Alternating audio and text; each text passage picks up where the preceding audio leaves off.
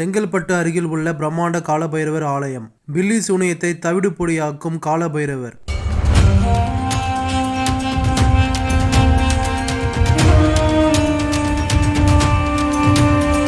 வேண்டியதை உடனே நிறைவேற்றும் காலபைரவர் அரிசி வழிபாடு. பூமாதேவிக்கென்று தனி சன்னதி உள்ள அரிய காலபைரவர் கோவில்.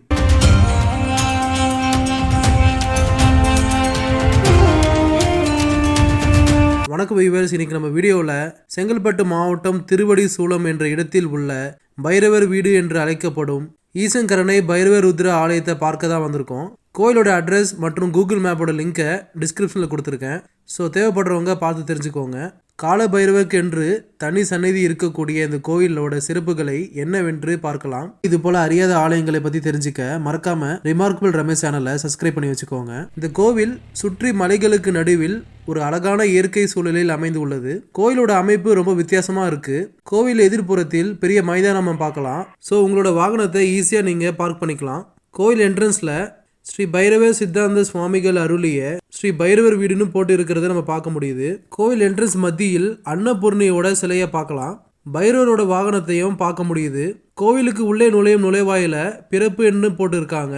அது போல ஆலயத்திலிருந்து வெளியே வரும் நுழைவாயில துறப்புன்னு போட்டிருக்காங்க. சரி வாங்க இப்போ நம்ம உள்ள போகலாம். உள்ள வந்ததும் கொடிமரத்தை பார்க்க முடியுது. பின்பு நந்தி பார்த்தவாறு ஒரு பிரம்மாண்ட லிங்கமே அமைச்சிருக்காங்க. இப்போ காலபைரவரை தரிசனம் செல்லும் வழியில் போகலாம். செல்லும் வழியில் ஸ்ரீ மகா செல்வ கணபதியை பார்க்க முடியுது. இன்னும் நிறைய சன்னதிகள் இந்த கோயிலில் இருக்குது.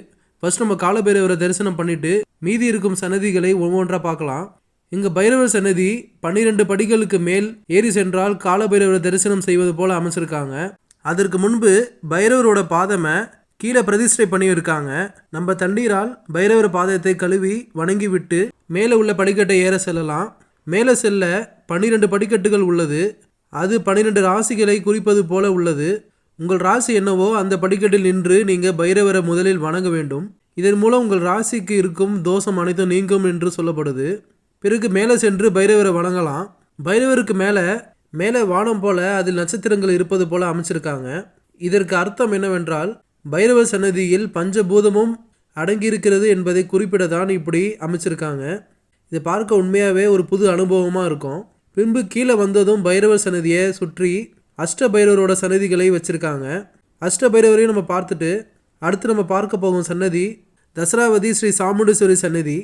அந்த சன்னதியை வணங்கிவிட்டு அடுத்து ஸ்ரீ ஆஞ்சநேய பஞ்சமுக ஈஸ்வரர் சன்னதியை பார்க்கலாம். இந்த சன்னதியை அமைக்க பள்ளம் தோண்டும் பொழுது சிவன் லிங்க வடிவில் ஒரு கல் கிடைத்து உள்ளது. இதனால் ஆஞ்சநேயர் பஞ்சமுக ஈஸ்வரர் என்று பெயர் வைத்து உள்ளார்கள்.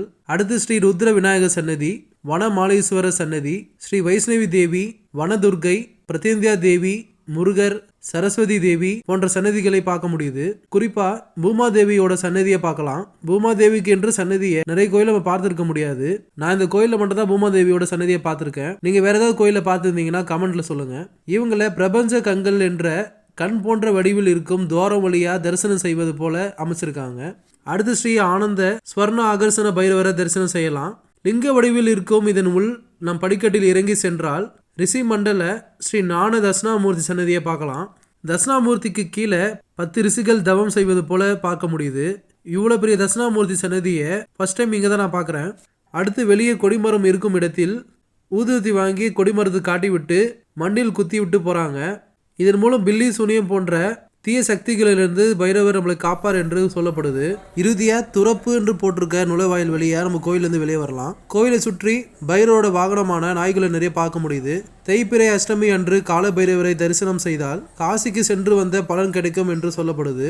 மற்றும் இந்த கோயிலில் அந்த 12 படிக்கட்டில் உங்கள் ராசி என்னவோ அந்த ராசி படிக்கட்டில் நின்று வீட்டிலிருந்து கொண்டு வந்த அரிசியை கையில் வைத்து உங்கள் வேண்டுதல் என்னவோ அதை வேண்டிவிட்டு அந்த அரிசியை இந்த கோயிலுக்கு காணிக்கையாக கொடுக்க வேண்டும். அந்த காணிக்கையை பெற்றுக்கொண்ட கோயில் நிர்வாகம் அதிலிருந்து ஒரு சிறிதளவு எடுத்து உங்களுக்கு திருப்பி கொடுப்பாங்க. அதை நீங்க உங்க வீட்டில் வைத்து வணங்கினால் உங்கள் வேண்டுதல் விரைவில் நிறைவேறும் என்று சொல்லப்படுது.